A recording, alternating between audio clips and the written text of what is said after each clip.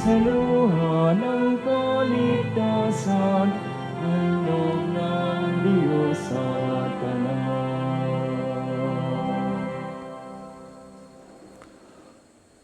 Tayo ngayon natitipon sa ngalan ng Ama at ng Anak at ng Espiritu Santo. Amen. Ang pagpapala ng ating Panginoong Kristo, ang pag-ibig ng Diyos Ama, at ang pagkaisa ng Espiritu Santo naway sumainyong lahat. At sumainyo rin. Mga kapatid, aminin natin ang ating mga kasalanan upang tayo maging marapat gumanap sa banal na pagdiriwang. Inaamin ko sa makapangyarihang Diyos at sa inyong mga kapatid na lubha akong nagkasala sa isip, sa salita at sa gawa at sa aking pagkukulang.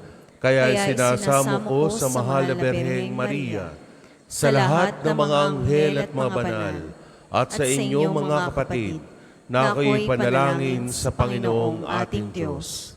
Kawaan tayo ng makapangyarihang Diyos, patawarin tayo sa ating mga kasalanan, at patnubayan tayo sa buhay na walang hanggan. Amen. Panginoon, kaawaan mo kami. Panginoon, kaawaan mo kami. Kristo, kaawaan mo kami. Kristo, kaawaan mo kami.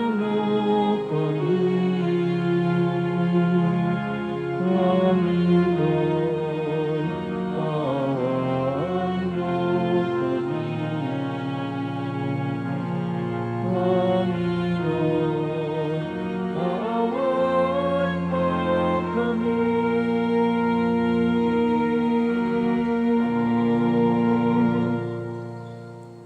Manalangin tayo. Ama naming makapangyarihan, patawarin mo ang aming mga utang sapagkat kami hindi makababayad ng lubusan. Kaya't makaligtas nawa kaming tanan, pakundangan sa pagdalangin ng mahal na Birheng Ina ng Diyos para sa aming kabutihan at sa pamamagitan ni Jesucristo kasama ng Espiritu Santo magpasawalang hanggan. Amen. Tayo po'y magsiupo.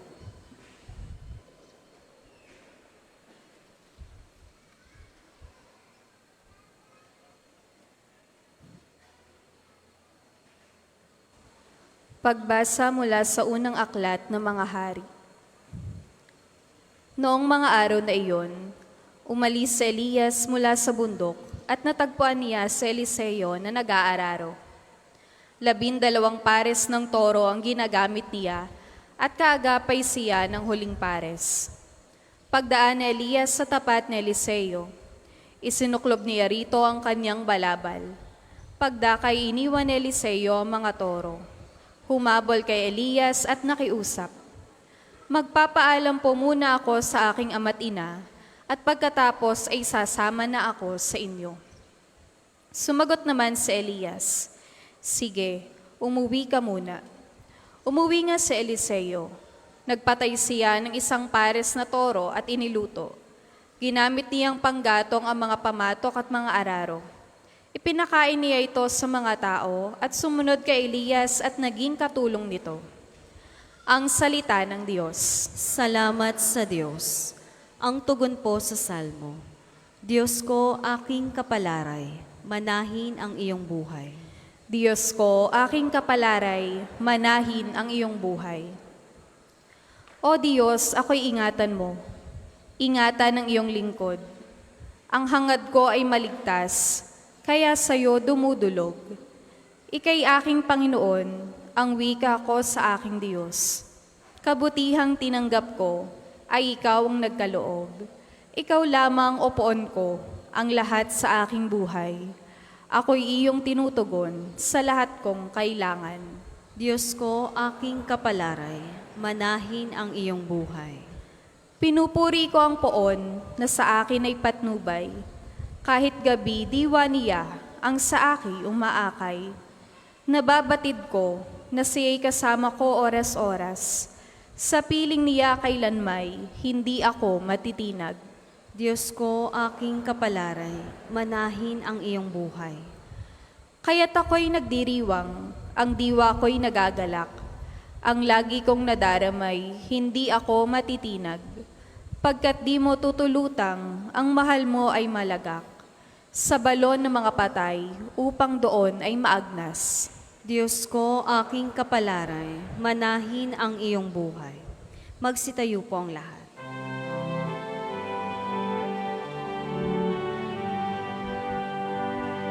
Alleluia, alleluia, alleluia,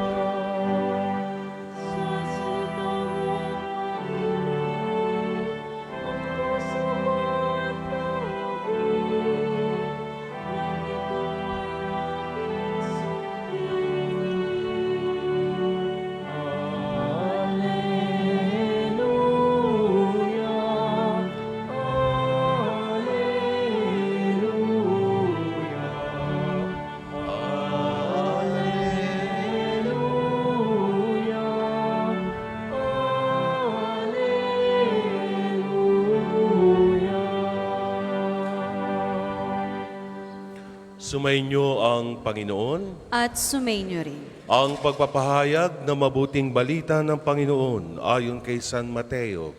Papuri sa iyo, Panginoon.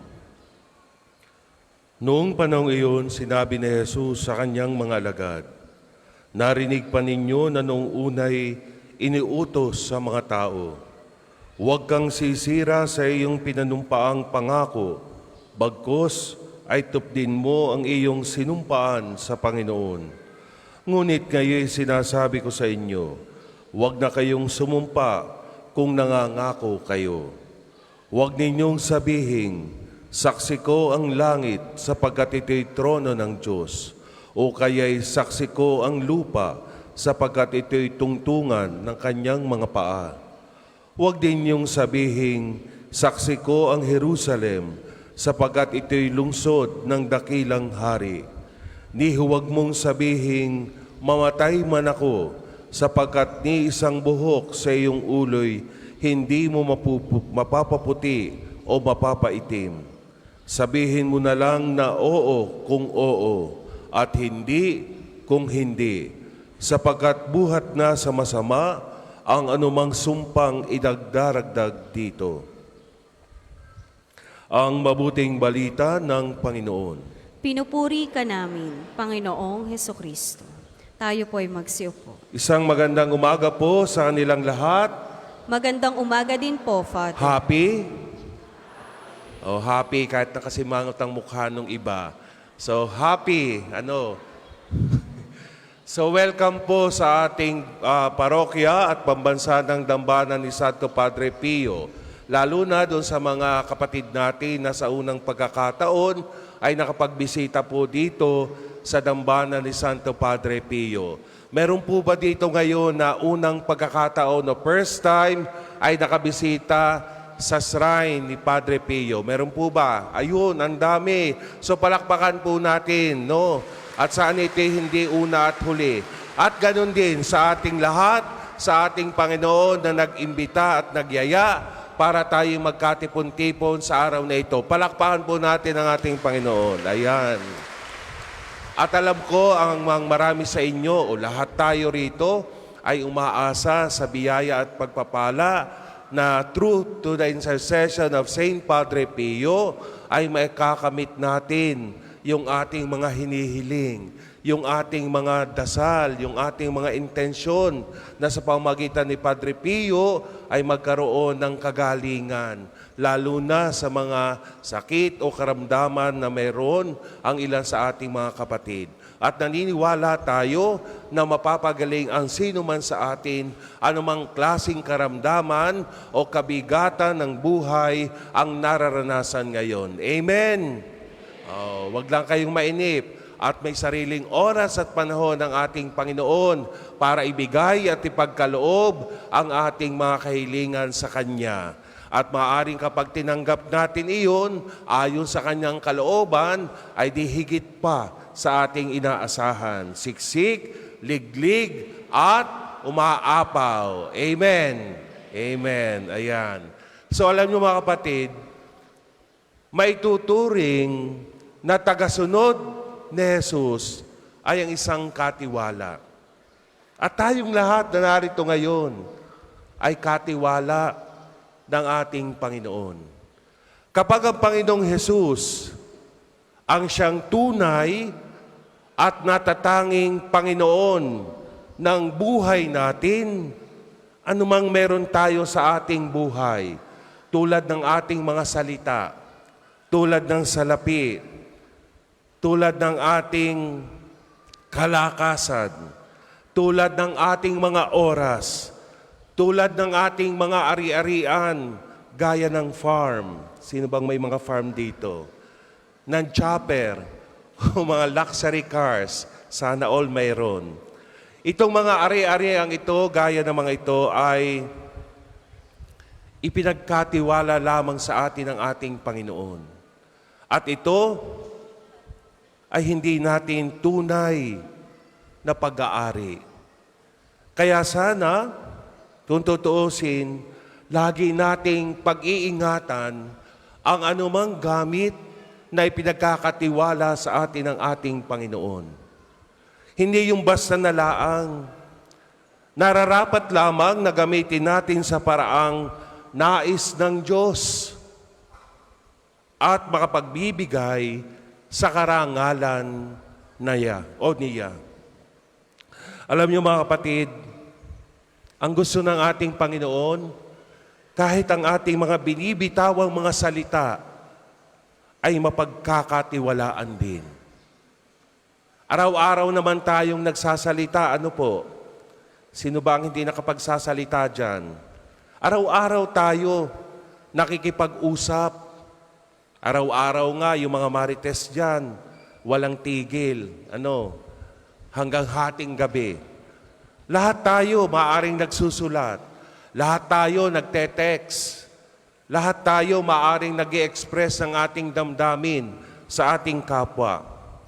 Pero minsan, hindi natin napag-iisipang mabuti ang anumang lumalabas na mga salita sa ating mga bibig. Maaring sa iba ay palasak na or wala ng kwenta kahit ano yung sinasabi, kahit walang laman, basta makapagsalita na lamang. At ang mahirap, kapag may mga kausap tayo na tipanan o di kaya ay meron tayong lakad. Marami nga dito, may nakausap ako na namuti na daw yung mata niya kahintay sa kanyang kasama. Ang usapan nila ay 8:00 ng umaga, ay nung dumating, kalahating oras ng late. Hindi ba't may mga ganyan tayong mga kasama? At ang masakit pa, ay parang wala lang sa kanya. Siya pa yung galit. Siya na yung hinintay ng napakatagal na oras, ay mano man lamang mag-sorry. Maaring hindi ito big deal para sa iyo. Hindi rin big deal sa mga kasama mo. Subalit yung pagsasabi ng totoo, yung pagtupad sa napagkasunduan ay nararapat lamang na pangatawanan at panindigan. Alam nyo, yung paninindigan sa katotohanan ay big deal sa ating Panginoon. Ang nais ng ating Panginoon sa bawat isa sa atin, kahit ang ating mga salita, siya lagi ang Panginoon na masusunod. Nais ni Lord na lagi tayong totoo at tapat sa tuwi-tuwi na. Walang ibang ninanais po ang ating Panginoon, kundi ang bawat salitang ating binibitawan sa araw-araw ay pawang mapagkakatiwalaan. At tulad na sinasabi dito sa ating Ebanghelyo sa araw na ito, ano sinasabi? Narinig pa ninyo na noong unay iniutos sa mga alagad, huwag kang sisira sa iyong pinanumpaang pangako. Bagkus ay tupdin mo ang iyong sinumpaan sa Panginoon. Huwag na kayong sumumpa kung nangangako kayo. My dear brothers and sisters, ang isang nagbitiw ng pangakong may sumpa ay may obligasyon na tuparin ito. Sapagkat ang pagbibitiw na mga pangakong hindi naman tutuparin ay pagsisinungaling. At ito'y alam nating lahat na ito'y nasa 10 utos ng Diyos. Huwag kang magsisinungaling. O di kaya, huwag kang sasaksi ng walang katotohanan laban sa iyong kapwa. Hindi ba't marami din sa atin na naririto ngayon na para maging kapanipaniwala ang mga sinasabi o kapanipaniwala doon sa ating mga kausap? May dagdag palagi tayo tulad ng ganito. Kapag mangungutang ka, sasabihin mo doon sa kausap mo, promise, hope to die, cross my heart, mamatay man ako. Ganyan palagi ang ating mga sinasabi para lamang makonvince natin yung ating kausap. Pero ang katotohanan, sa loob-loob ng marami, ay wala namang balak totohanin o tuparin yung mga pangako na yan. May mga nabiktima na po ba dito? O marami kayong kakilala na ganyan? Na palaging kapag lumalapit sa inyo at may hinihingi, palaging sasabihin, mamatay man ako, ibibigay ko kaagad sa iyo. Promise, isosoli ko kaagad. Ay nung mangutang sa iyo, nagbubuntis pa lamang, ay magdidibo na yung anak niya, hindi pa rin nababayaran. Ano? Ay kahit nga kami mga pare, dumarami ang aming mga kamag-anak. Father, ay lalo kami, mga religious, ay wala naman kami talagang pinagkukuhanan kundi ang aming kongregasyon. Wala kaming allowance, ay lalapit. Ay dahil maawain si Father, ibibigay, mga ngako, pangangakuan ng pare, ibabalik ko po kaagad sa 1 linggo. Hindi kami nagkaunawaan, yung 1 linggo po pala niya ay makalipas pa ang 10 taon. So, ganyan ang marami sa atin. Huwag na kayong manumpa. Huwag na kayong mangako. Hingin nyo na lang. Pag alam mo yung kay may kakayanan yung inyong lalapitan para hindi na masira ang pagtitiwala sa inyo. Kaya yun, hindi po ba nakakadala na? At minsan, matatanaw mo pa lang yung tao na yun, pinagtataguan mo na. My dear friends, sinasabi po ni Jesus na hindi dapat tayo manumpa o gumawa ng anumang panata.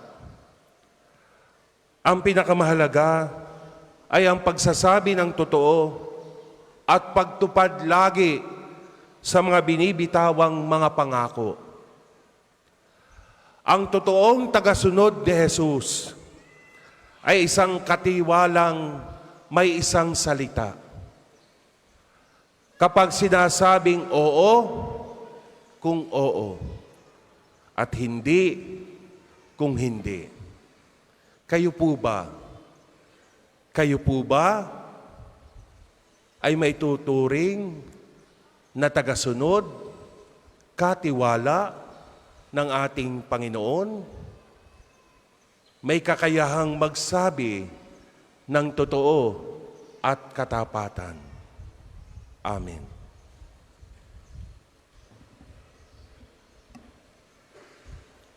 Para po sa mga maghahandog ng sobre, pakihulog na lamang po sa buslo.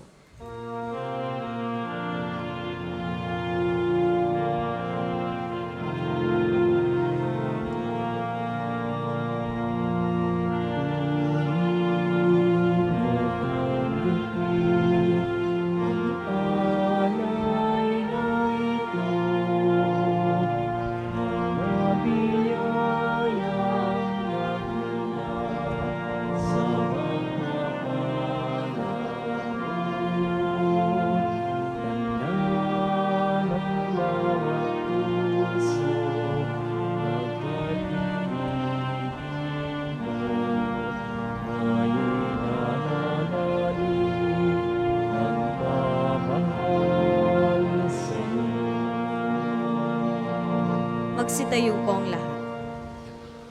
Manalangin kayo mga kapatid upang paghahain natin kalugdan ng Diyos, amang makapangyarihan. Tanggapin nawa ng Panginoon itong paghahain sa iyong mga kamay, sa kapurihan niya at karangalan sa ating kapakinabangan at sa buong sambayanan niyang banal. Ama naming lumikha, ang iyong nagkatawang taong anak ay tumulong nawa sa aming ginagawa upang siya na iniluwal ni Maria nang di mo bumawas kundi lalo pang nagpaganap sa pagkabirhen ay magpagindapat na kalugdan mo ang aming paghahain sa ikapagpapatawad ng mga kasalanan sapagkat siya ang Panginoong kasama mo at ng Espiritu Santo magpasawalang hanggan. Amen. Sumainyo ang Panginoon. At sumainyo rin. Itaas sa Diyos ang inyong puso at diwa. Tinaas na namin sa Panginoon. Pasalamatan natin ng Panginoong ating Diyos. Marapat na siya'y pasalamatan. Ama naming makapangyarihan, tunay ngang marapat na ikaw ay aming pasalamatan.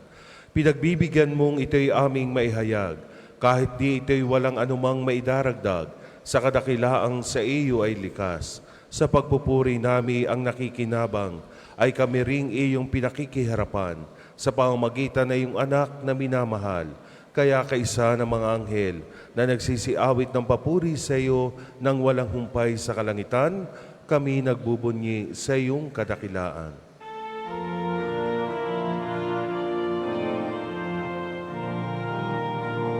Santo, Santo, Santo, Panginoong Diyos ng pangako, napupuno ang langit at lupa ng kadakilaan mo. Hosana, Hosana, sa kaitaasan. Pinagpalang na paririto sa ngalan ng Panginoon. Hosana, Hosana, sa kaitaasan.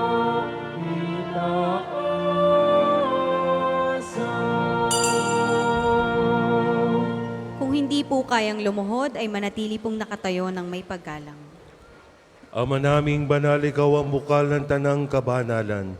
Kaya sa pamagitan ng iyong Espiritu, gawin mong banal ang mga kaloob na ito upang para sa amin maging katawan at dugo ng aming Panginoong Heso Kristo.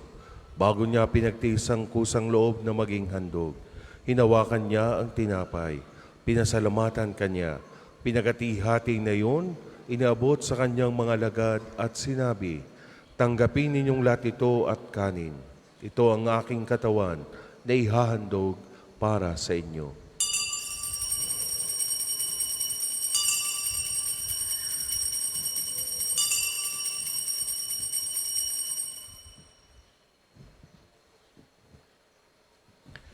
Gayon din naman nang matapos na ang hapunan, hinawakan niya ang kalis, muli kanyang pinasalamatan, inabot niya ang kalis sa kanyang mga lagad at sinabi, tanggapin ninyong lahat ito at inumin. Ito ang kalis ng aking dugo, ng bago at walang hanggang tipan. Ang aking dugo na ibubuhos para sa inyo at para sa lahat. Sa kapagpapatawad ng mga kasalanan, gawin niyo ito sa pag-alaala sa akin.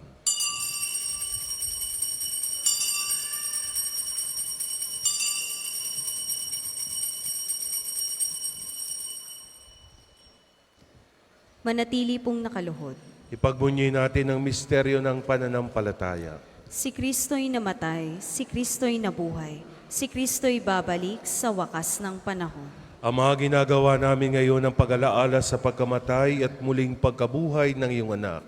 Kaya tiniaalay namin sa iyo ang tinapay na nagbibigay buhay at ang kalis na kakaloob ng kaligtasan. Kami nagpapasalamat dahil kami iyong minarapat na tumayo sa harap mo para maglingkod sa iyo. Isinasamo namin kami magsasalo-salo sa katawan at dugo ni Kristo ay mabuklod sa pagkakaisa sa pamamagitan ng Espiritu Santo. Ama, lingapin mo ang iyong simbahang laganap sa buong daigdig. Puspusin mo kami sa pag-ibig. Kaisa ni Francisco na aming Papa, ni Gilbert na aming Obispo at ang Tanang Kaparian.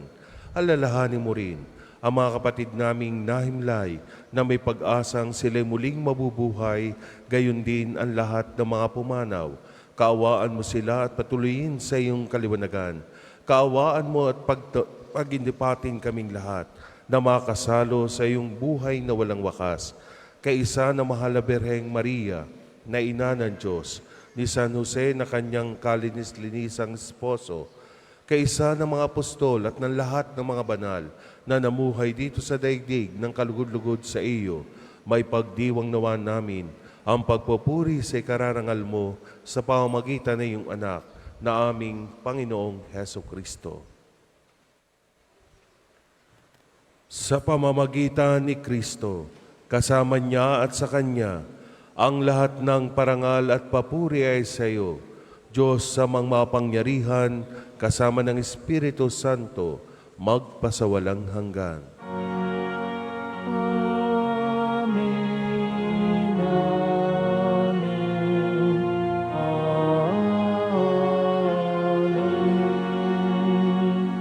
Magsitayo po ang lahat. Sa tagubilin na nakagaling na utos at turo ni Jesus na Panginoon natin at Diyos, ipahayag natin ang lakas loob.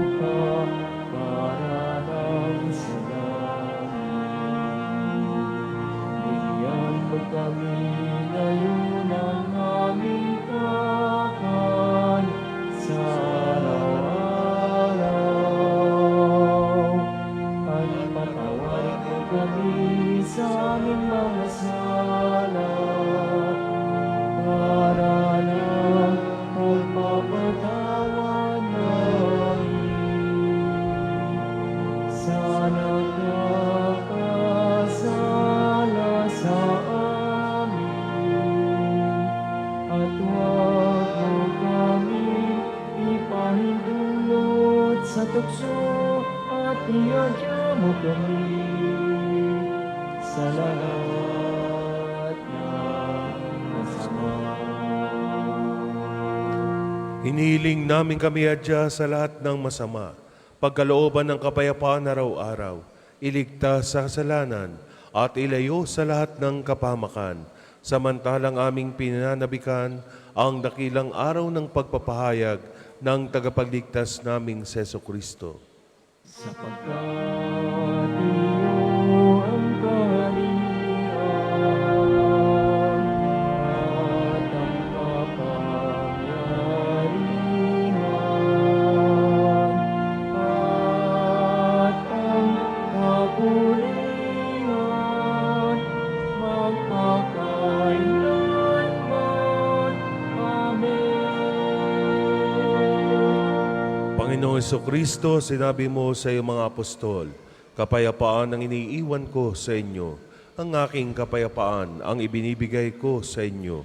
Tunghayan mo ang aming pananampalataya at huwag ang aming pagkakasala.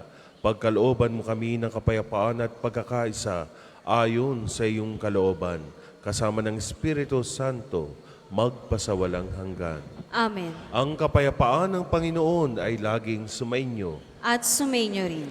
Magbigayan kayo ng kapayapaan sa isa't isa. Peace with you, peace with you. Kordero ng Diyos na nag-aalis ng mga kasalanan ng sanlibutan, maawa ka sa amin. Kordero ng Diyos na nag-aalis ng mga kasalanan ng sanlibutan, maawa ka sa amin. Kordero ng Diyos na nag-aalis ng mga kasalanan ng sanlibutan, pagkaloob mo sa amin ang kapayapaan. Kung hindi po kayang lumuhod, ay manatili pong nakatayo ng may paggalang.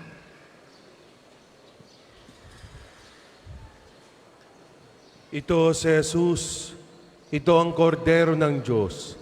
Ito ang nag-aalis ng mga kasalanan ng sanlibutan. Mapalad ang mga inanyayahan sa kanyang piging. Panginoon, hindi ako karapat-dapat na magpatuloy sa iyo, ngunit sa isang salita mo lamang ay gagaling na ako.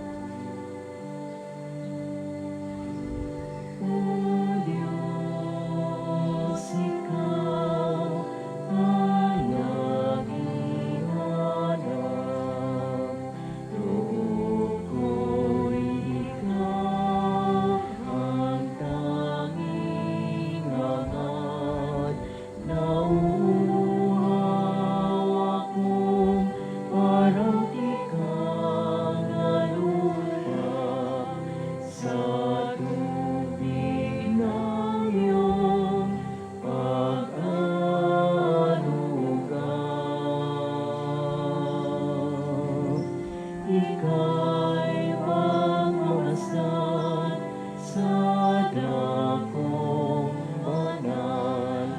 Nang makita ko ang iyong pagkarangal, nadalangin ako, nakataas sa aking kamay, magagalak na awit ng papuring iaalay. Ngunit ako'y ikaw, abang nahinlay, pagkat ang tulong mo sa tuwing ay taglay sa lilim ng iyong mga pakpak.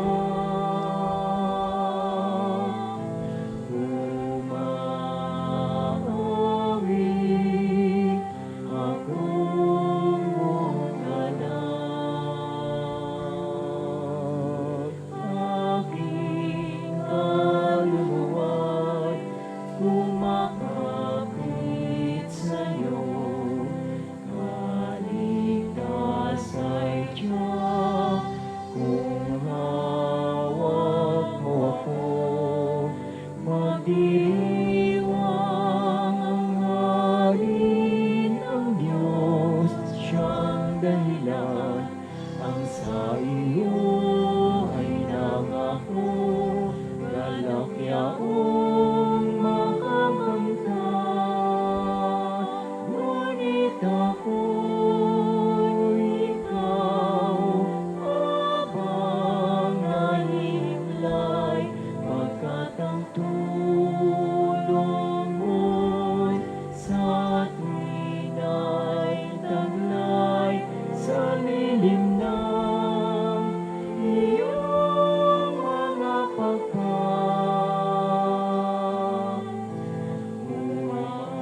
Umawit, umawit, umawit ako buong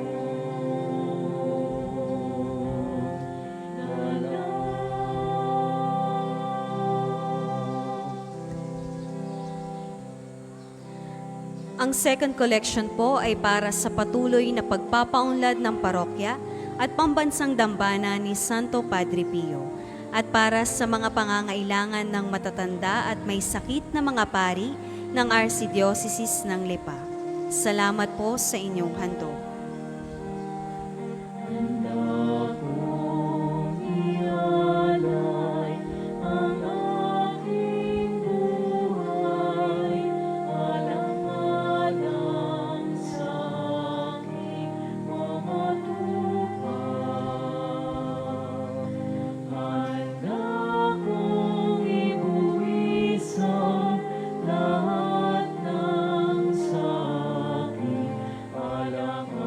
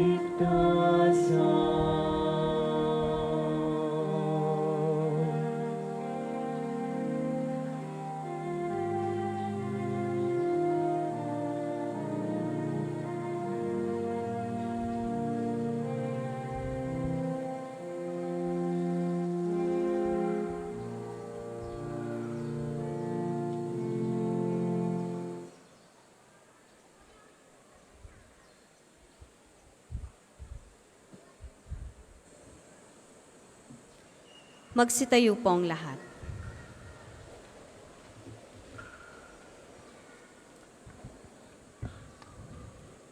Manalangin tayo. Ama naming mapagmahal, sa pagsasalo namin sa banal na pakikinabang, ang iyong kagandahang loob ay aming hinihiling upang ang pagpaparangal namin sa mahal na Birhen at pagtulad namin sa Kanya ay magpagindapat na aming paglingkuran ang pagganap sa kaloob mong kaligtasan sa pamamagitan ni Jesucristo kasama ng Espiritu Santo magpasawalang hanggan. Amen. Magsiupo po ang lahat para sa ilang patalastas. Una, sa inyong pagdalaw sa pambansang dambana, mangyaring pakaingatan ang inyong mga personal na gamit. Hangad namin ang isang matiwasay at maayos na pagbisita sa National Shrine. Ikalawa, sa pagnanais nating palawakin ang dokumentasyon at datos ng mga pilgrims and devotees na bumibisita sa pambansang dambana, kami po ay nag-aanyaya sa inyong lahat na makilahok sa ginagawang pagkalap ng impormasyon na makatutulong sa pagpapaunlad ng ating turismong pangsimbahan. Makikisuyo po kami na paka-scan ng QR code na inyong makikita sa paligid ng simbahan at pakikumpleto ng mga impormasyong kinakailangan. Makakaasa po kayo sa aming pag-iingat ng private information na inyong ibabahagi bilang pagsunod sa batas ng Data Privacy Act of 2012. Ang inyong pakikisa ay malaking tulong at susi sa tagumpay ng proyektong ito. Sa pamamagitan ng pananalangin kay Santo Padre Pio. Pagkatapos po ng ating misa ay ating pong isasagawa ang liturhiya na pagpapagaling. At ang susunod pong misa ay sa ganap na 12:00 ng tanghali. Maraming salamat po at mangyaring panatilihin po natin ang kalinisan, katahimikan at diwa ng pananalangin sa loob at labas ng ating simbahan.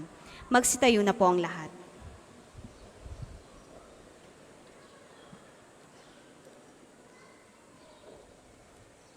Sumainyo ang Panginoon At sumainyo rin.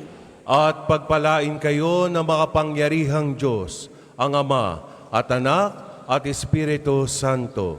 Amen. Tapos na po ang ating banal na misa, humayo kayo sa kapayapaan ni Kristo. Salamat sa Diyos. Huwag muna pong magsisialis at isusunod na po natin ang liturhiya ng pagpapagaling o ang ating healing liturgy.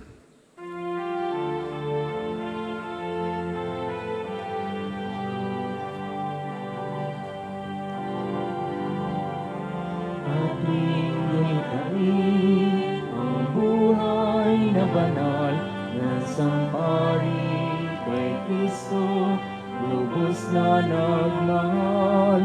Tanda ni Jesus ay namala sa kanyang sigmata. 50 taon niyang dinala.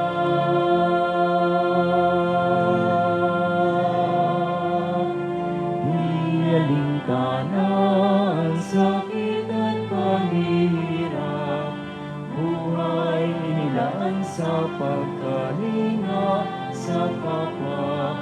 Siya'y nakilala sa kumpisal at pagmimisa, pagkat sa Kanya ang pag-ibig ng Diyos ay nadama. Padre Pio ng Pietrelcina, salamat sa mabuting halimbawa. Ang manalangin umasa at huwag mangamba ay lagi mong paalaala. Padre Pio ng Pietrelcina, turuan mo kami sa hirap at dusa, maging gabay sa aming pagsikap, gawing kaaya-aya ang buhay namin sa ating Diyos Ama. Sa ngalan ng Ama at ng Anak at ng Espiritu Santo. Amen. Sumainyo ang Panginoon. At sumainyo rin. Ang Panginoong Hesukristo na gumawa ng mabubuting bagay at nagpagaling ng may sakit, ay nag-utos sa kanyang mga alagad na alagaan ang mga may sakit at ipanalangin sila. Sa pagdiriwang nating ito, ating ipaubaya ang lahat ng ating karamdaman at kahilingan sa Panginoon upang mabigyan tayo ng lakas na tanggapin ang ating mga paghihirap at pinagdadaanan. Panalangin ang pagtitiwala kay Santo Padre Pio. Tayong lahat, Padre Pio, taga Pietrelcina, mongheng banal, pintakasing santo ng milenyong kasalukuyan, gabay namin sa pagtahak sa landasing makalangit, takbuhan sa pangangailangan, huwaran ng pagtitiis. Sa iyo namin nilalapit aming mga kagipitan, sa iyo po ibinibilin kalusugan at kabuhayan.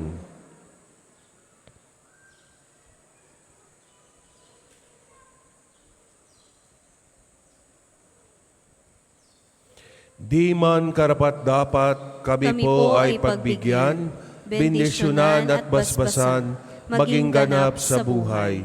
Lumayo nawa kami, umiwas sa kasalanan. Lumapit lagi sa Diyos, maging matatag at matibay. Sa mabuting balita ng pagliligtas, turuan mo kami nawa sa tuwina ay makinig, magnilay at sumampalataya.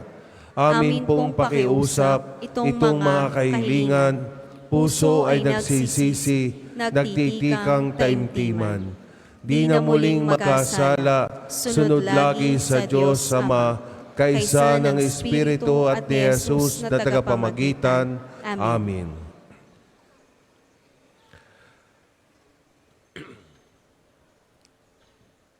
Makapangyarihang Diyos na walang hanggan, Ikaw ang aming Panginoon at butihing Ama. Sa iyong pagpapala, ipagkaloob mo ang lakas sa aming kahinaan. Tunghayan mo po ng may kagandahang loob kaming mga lingkod mong may sakit. Pagalingin mo po kami sa aming mga karamdaman at ibalik sa kalusugan upang mabatid namin ang iyong kabutihan. At kami magpasalamat sa iyong banal na pangalan. Hinihiling namin ito sa pamamagitan ni Jesucristo na aming Panginoon. Amen.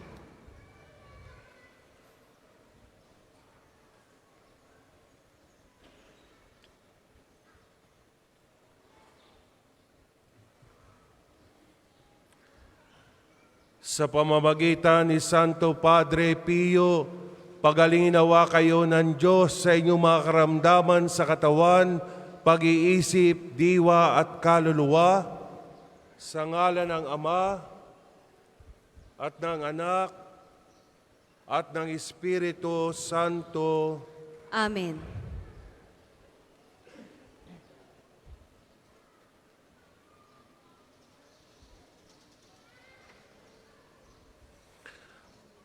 Panalangin ang pagbabasbas sa mga gamit sa pananalangin.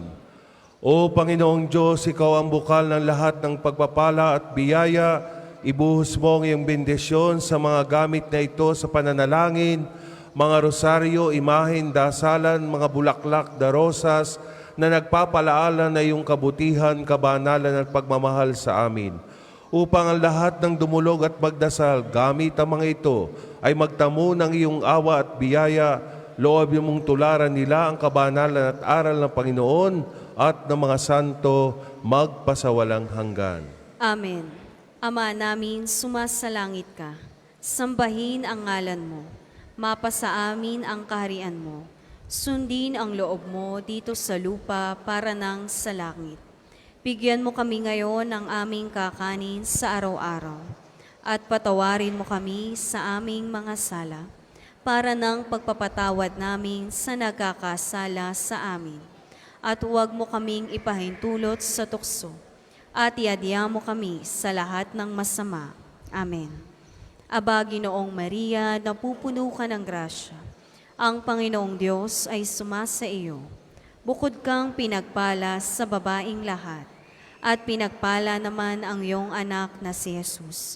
Santa Maria, Ina ng Diyos, Panalangin mo kaming makasalanan, ngayon at kung kami mamamatay. Amen. Luwalhati sa Ama, sa Anak at sa Espiritu Santo, kapara nung una, ngayon at magpasawalang hanggan. Amen. Ama namin, sumasalangit ka. Sambahin ang ngalan mo. Mapasa amin ang kaharian mo. Sundin ang loob mo dito sa lupa para nang sa langit. Bigyan mo kami ngayon ng aming kakanin sa araw-araw. At patawarin mo kami sa aming mga sala para nang pagpapatawad namin sa nagkakasala sa amin.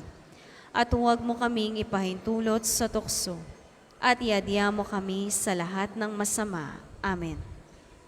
Aba, Ginoong Maria, napupuno ka ng grasya. Ang Panginoong Diyos ay sumasa iyo. Bukod kang pinagpala sa babaeng lahat, at pinagpala naman ang iyong anak na si Jesus. Santa Maria, Ina ng Diyos, panalangin mo kaming makasalanan, ngayon at kung kami mamamatay. Amen. Luwalhati sa Ama, sa Anak at sa Espiritu Santo, kapara nung una, ngayon, at magpasawalang hanggan. Amen. Aba, Ginoong Maria, napupuno ka ng grasya. Ang Panginoong Diyos ay sumasa iyo. Bukod kang pinagpala sa babaeng lahat, at pinagpala naman ang iyong anak na si Jesus.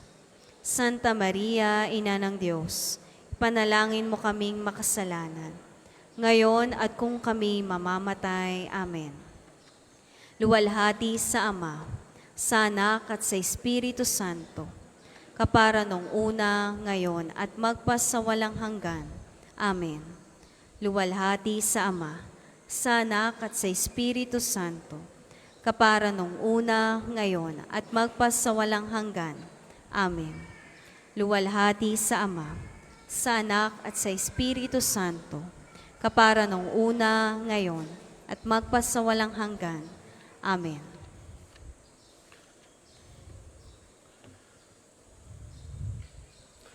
Sumainyo ang Panginoon At sumainyo rin. at pagpalain kayo ng makapangyarihang Diyos, ang Ama at Anak at ang Espiritu Santo. Amen. Humayo kayong mapayapa. Salamat sa Diyos. Muli magandang umaga po sa inyong lahat at mag-iingat po kayo sa inyong mga pag-uwi. Maraming salamat po muli sa inyong pagdalaw. Maaari na pong ialay ang mga rosas para kay Santo Padre Pio.